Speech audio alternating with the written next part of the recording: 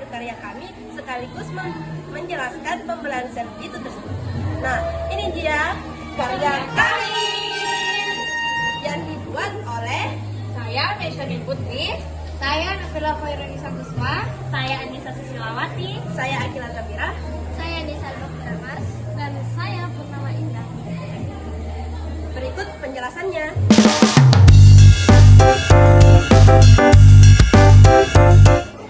Baik, yang pertama saya akan menjelaskan gambaran umum pembelahan sel itu pertama.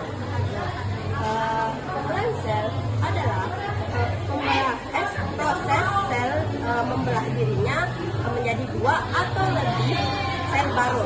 Nah, pembelahan sel merupakan proses memperbanyak diri atau bisa disebut dengan reproduksi. Nah, pembelahan sel ada dua jenis. Yang pertama meiosis dan yang kedua mitosis. Di sini saya akan menjelaskan pembelahan sel mitosis. Jadi pembelahan sel mitosis adalah pembelahan sel yang terjadi di dalam sel tubuh atau sel somatik. Nah, pembelahan sel mitosis ini terdapat 6 tahap pembelahan. Yang pertama interfase, yang kedua profase, yang ketiga metafase, yang keempat anafase, yang kelima terfase, dan yang terakhir siloksidesis. Nah, selanjutnya penjelasan interfase. Sekarang saya akan menjelaskan tahap interfase. Dan gimana? Sebelum saya lanjut, definisi dari tahap interfase itu adalah interfase adalah tahap persiapan sebelum sel membelah. Dan gimana sel pada tahap ini sel tidak membelah, namun mempersiapkan segala kebutuhan yang dibutuhkan untuk proses mitosis. Nah, adapun 3 fase dari tahap interfase ini, yaitu fase pertama, fase gap pertama, yang dimana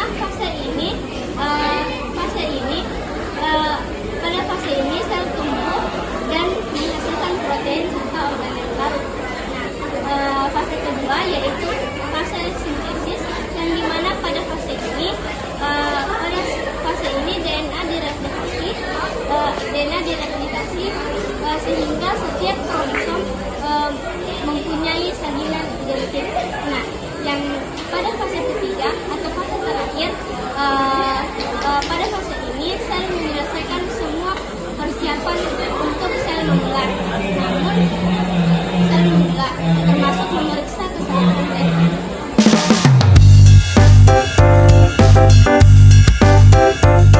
Guys, itulah tadi penjelasan mengenai interfase yang dimana pada fase ini sel mempersiapkan dirinya untuk melakukan pembelahan sel.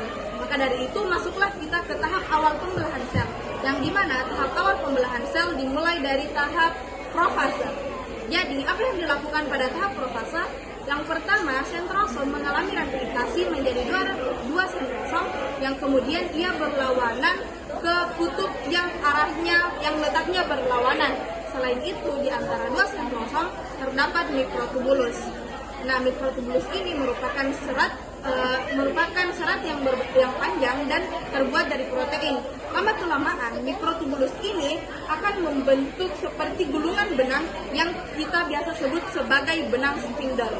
Selanjutnya, kromatin pada tahap interfase, pada tahap profase itu akan terjadi kondensasi atau memendek dan membentuk kromatit, yang apabila kromatit itu berpasangan akan membentuk menjadi kromatin.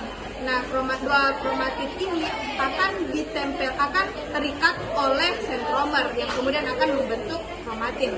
Selanjutnya, pada tahap profase juga membran inti sel dan juga inti sel itu sendiri akan perlahan-lahan menghilang.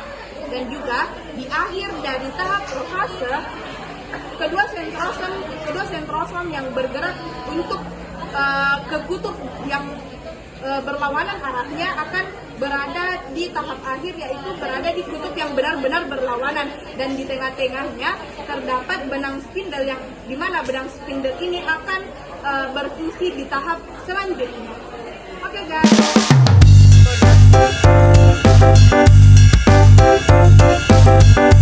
Adalah tahap metafase.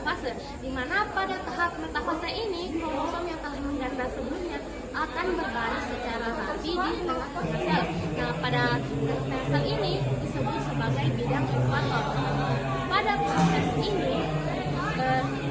proses ini sentriol mulai menjulurkan benang-benang spindle yang berupa mikrotubulus yang kemudian berikatan dengan kinektor tiap kromatik. Benang-benang spindle ini ditarik dari arah berlawanan. Karena adanya tarikan dari kedua kutub sel yang berlawanan, kromatik bisa berbaris secara rapi di tengah-tengah sel. Nah, dengan hal ini, nantinya sel anak yang dihasilkan akan memiliki jumlah kromosom yang sama persis dan juga menyimpan informasi genetik yang lengkap.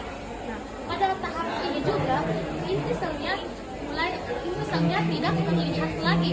Yang hal ini memudahkan kromosom untuk bergerak ke tengah-tengah sel atau pada bidang.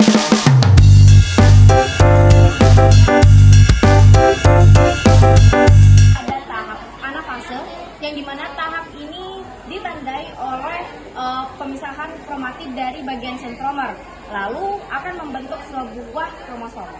Kromosom tersebut akan ditarik oleh benang spindle ke kutub yang berlawanan. Lalu pada akhir tahap anafase, yaitu kromosom hampir sampai ke kutubnya masing-masing dan akan terjadi ke fase berikutnya.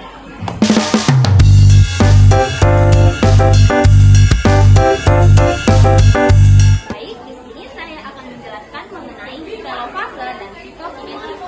Nah, telofase adalah pembelahan akhir dari mitosis, di mana benang-benang spandel telah hilang, kromosom telah berada pada kutubnya masing-masing, dan inti sel telah terbentuk kembali. Selanjutnya adalah sitokinesis. Sitokinesis sendiri adalah fase pembelahan sitoplasma, organel, dan membran seluler yang akan menghasilkan dua sel yang bernama anak sel.